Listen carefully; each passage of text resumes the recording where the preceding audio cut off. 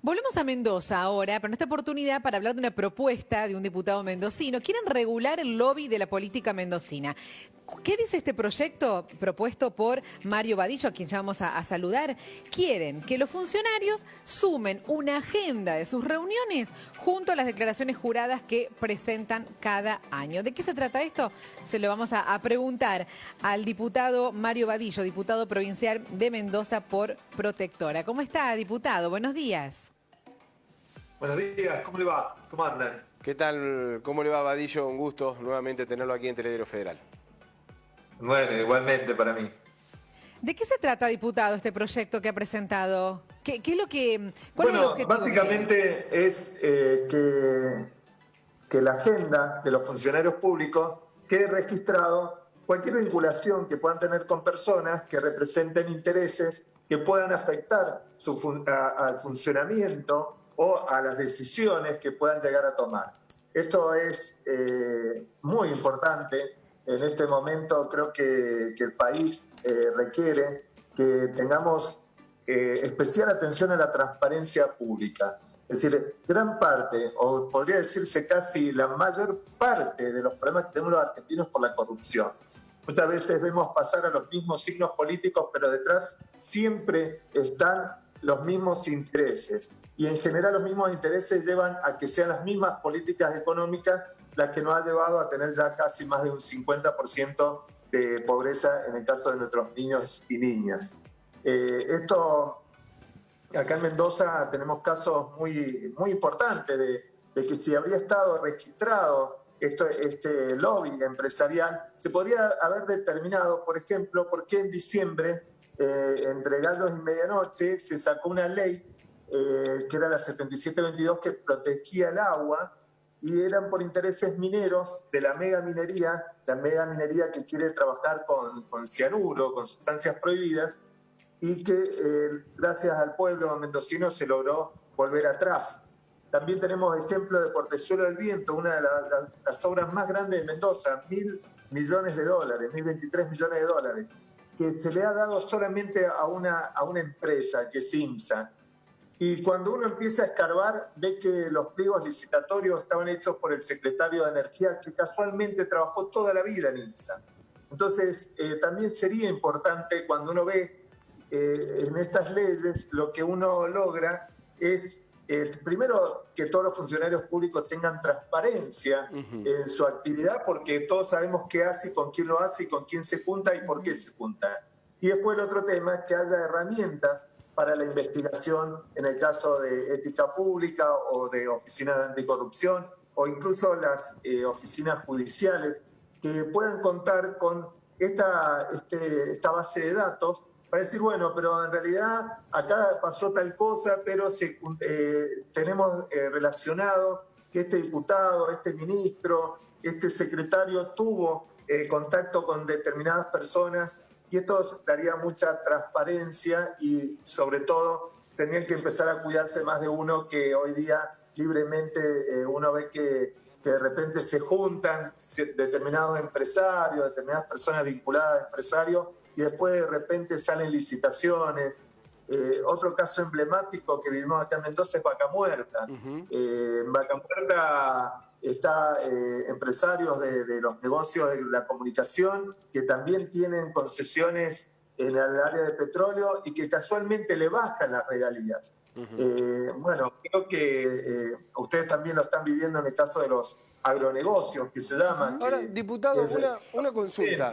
Sí, todo esto no está ya y no se implementa, es decir, porque cuesta creer que no se pueda estar, no sé si se entiende la pregunta, tal vez no soy muy claro. ¿No tienen ya las herramientas como para estar observando todas estas situaciones que usted está planteando?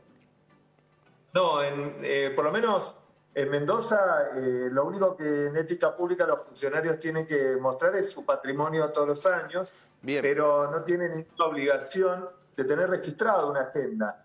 Y incluso las agendas que existen, por ejemplo, para ministros, del gobernador, que se anotan quienes entran a la Casa de Gobierno por cuestión de seguridad, también no tiene ahora la amplitud que se necesita cuando sabemos perfectamente que uno puede estar en Zoom puede estar vía Skype, puede estar por WhatsApp. Es decir, hay muchas formas de que el lobby pueda tener acceso a una persona, aunque no sea en forma presencial, puede ser virtual o puede ser un bar. Esto lo que hace es autoincriminarse. Es decir, uno mismo tiene que denunciar que ha estado con una persona y el motivo. Es decir, el mismo funcionario tiene que hacerlo. Y si no lo hace, ya es una prueba en contra de él. Entonces funciona de los dos lados. Diputado, cuando se habla de lobby político, ¿a qué se hace referencia?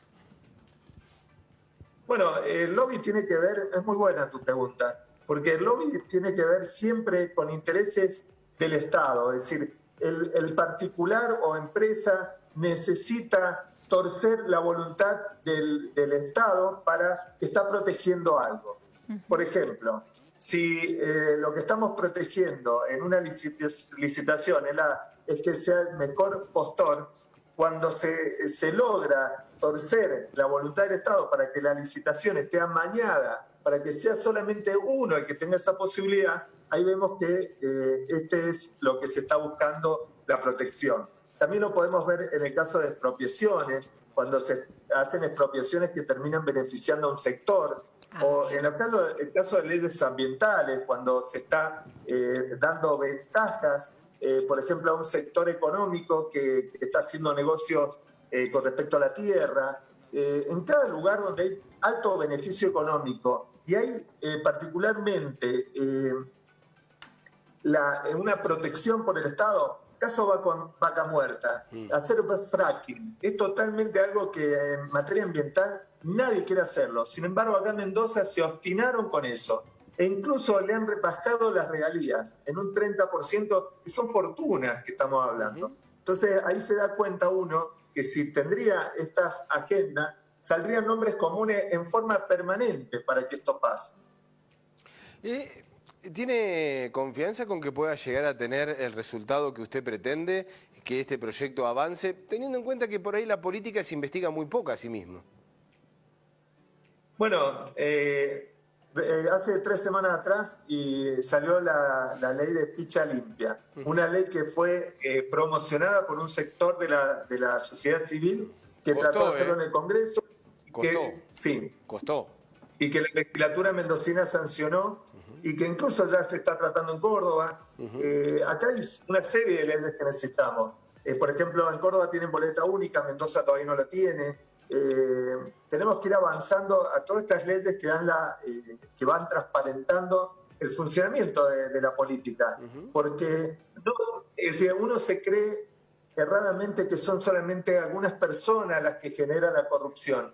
La corrupción está enquistada en todos los sectores del funcionamiento del Estado, tanto municipal, provincial como del Estado nacional. Diputado, lo saco un ratito del tema del proyecto del que estábamos hablando, pero al comienzo del programa escuchábamos al gobernador Suárez, justamente negándose al decreto del gobierno nacional por las nuevas disposiciones por la cuarentena y por la pandemia acá en la Argentina. ¿Cuál es su opinión al respecto? Mira, ayer estuve hablando con un amigo de Río Cuarto y casualmente él me decía que usted está en lo mismo. También ha habido se ha pasado de fase, pero que tampoco es estar en fase 1 para Córdoba tampoco implica tantas restricciones. Yo creo que en Mendoza se le está haciendo más a la araca porque es un gobierno radical y se está haciendo como un enfrentamiento de la grieta. La realidad es que el gobierno nacional tampoco hizo una restricción tan fuerte y que acá se aprovechó para decir, nos quieren encerrar y como tenemos que volver a cero, todo encerrado. Y con eso se ha hecho la grieta y la realidad es que mientras están jugando entre unos y otros, acá lo único que está perdiendo es el trabajador que cada día tiene menos ingresos y que esto de jugar con la pandemia, hacer política electoralista con la pandemia, lo único que nos está haciendo es, hay más enfermedades, hay menos trabajo, hay menos educación. Es decir, es gravísimo lo que está pasando y lo vemos como siempre, ¿no? Están poniendo entre un lado y otro a la ciudadanía porque si uno dice que hay que cuidar la salud, el otro le dice no, hay que cuidar el trabajo. Y la realidad es que acá se han hecho las cosas mal en Mendoza. Estuvieron 6 meses y lo único que subieron fueron 80 camas de UTI. Es decir, y desde la legislatura le dimos todos los recursos económicos y solamente aumentaron 80 camas. Entonces, acá se especuló que no iba a llegar la pandemia y llegó como llegó en todas partes del mundo. Entonces, esta imprevisión hace que en el momento que ahora Mendoza esté saturado el sistema sanitario y no tengamos camas disponibles, o por lo menos oportunamente disponibles, para mucha de nuestra población que hoy día está sufriendo el efecto del COVID-19. Hoy por hoy, diputado, allí en Mendoza están con un sistema de salud saturado en el Gran Mendoza.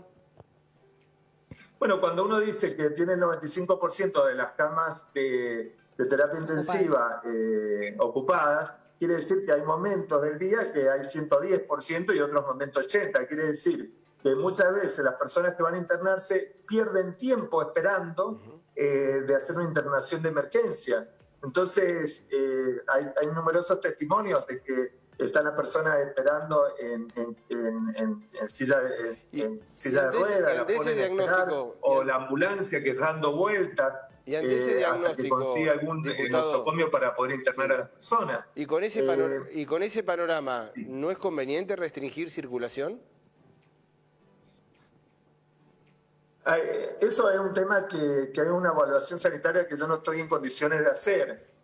Creo que lo que había que hacer era aumentar el nivel de equipamiento sanitario y de recursos humanos, que eso no se dio. Nosotros integramos una comisión bicameral de seguimiento del tema de la pandemia y todavía no se constituyó, y llevamos casi 4 o 5 meses que tendría que estar constituido para saber qué pasa. Esto es otro de los temas, ¿no? Sin información es muy difícil poder dar evaluaciones y muy difícil controlar. Estos gobiernos no quieren el control porque evidentemente los recursos los han desviado a los lugares que no eran tan necesarios como tener camas de internación, que realmente por ahí pasa la cosa.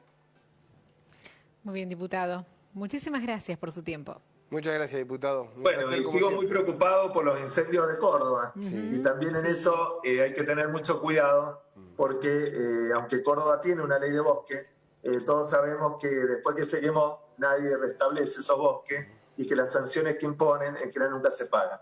Nada más. Hasta luego, diputado. Gracias. Muy amable como siempre. Hasta luego. Chao.